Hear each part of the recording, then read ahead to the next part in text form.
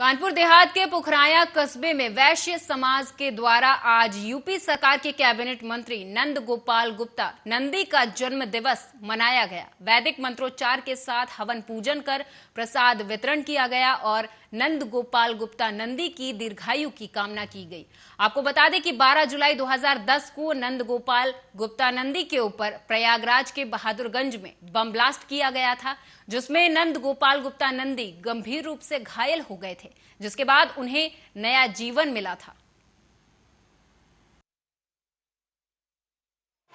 वास्तव में पिछले 2010 जुलाई 12 को हमारे समाज के प्रेरणा स्रोत और वर्तमान में कैबिनेट मंत्री भारतीय जनता पार्टी उत्तर प्रदेश सरकार के उनके ऊपर बहुत गंभीर रूप से हमला किया गया था।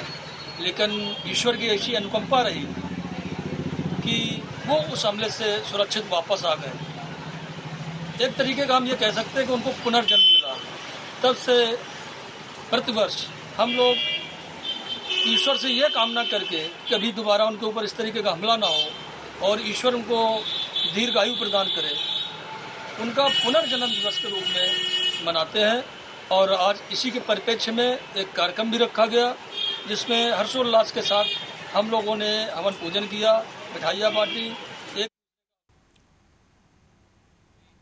अगली खबर गोरखपुर से है, जहां प्रदेश के मुख्यमंत्री योगी आदित्यनाथ ने अपने दौरे के दूसरे दिन गोरखनाथ मंदिर के हिंदू सेवा आश्रम में जनता दर्शन लगाया। इस कार्यक्रम में दूर दराज से आए फरियादियों की फरियाद सुन उनके निस्तारण का अधिकारियों को निर्देश भी दिए। इस मौके पर मुख्यमंत्री ने जनता दर्शन में छोटी बच्ची को चॉकलेट दी और मासूम को आशीर्वाद भी दिया।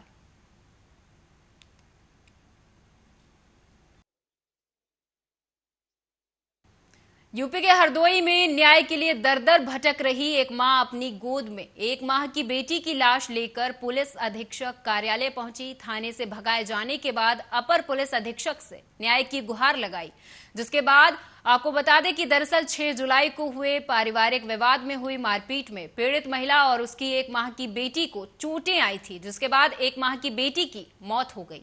शिकायत करने थाने पहुंची पीड़ित महिला को थानेदार ने गाली गलौज करके भगा दिया, जिसके बाद आज पुलिस अधीक्षक कार्यालय पहुंचकर शिकायत दर्ज कराई गई, जहां अपर पुलिस अधीक्षक ने दोषियों के विरुद्ध तत्काल मुकदमा दर्ज करने के निर्देश देते हुए बालिका के शव को पोस्टमार्टम के लिए भिजवा दिया है। ये मेरा भाई है और ये इसका फ़ोन चोरी हो गया था, उनके लड़के ने ले लिया था। उसी बात के ऊपर झगड़ा हुआ और ये दवाई लेने जा रहे थे लड़की की, तो रास्ते में उन्होंने 4 ने घेर लिया। मेरा भाई, उसका लड़का और उसकी बीवी, उसकी बहन, और इनको मारा दोनों को और बच्ची को गिरा दिया। फिर उस दिन से बच्ची ने दूध नहीं पिया। तो आज मैं इसको लेके जा रहे थे डॉक्टर के पास, फिर मैं थाने चला गया। मैंने इनको दिखा दूं क्योंकि रिपोर्ट उनकी दर्ज हो चुकी थी, तो उनने कुछ वहाँ लिखा नहीं, तो वहीं उसकी मौत हो गई। उन्होंने मुझे भगा दिया यहाँ से।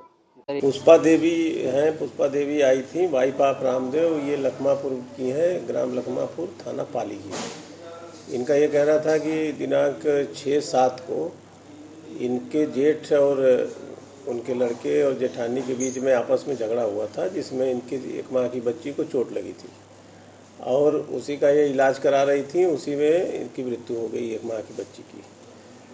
तो इनके प्रकरण को लिया गया है और इसमें पोस्टमार्टम के लिए अभी यहीं से भेजा जा रहा है और पोस्टमार्टम करा के जांच कराई जाएगी और भी डिटेल जो भी होगा इसमें आवश्यक विधिक कार्रवाई की जाएगी। इनका आरोप है कि थाने पर भी गए थे, ये वहाँ से भगा दिया। हाँ, बता रहे थे कि थाने पे गए थे, उसी दिन गई थी ये 6 तारीख को।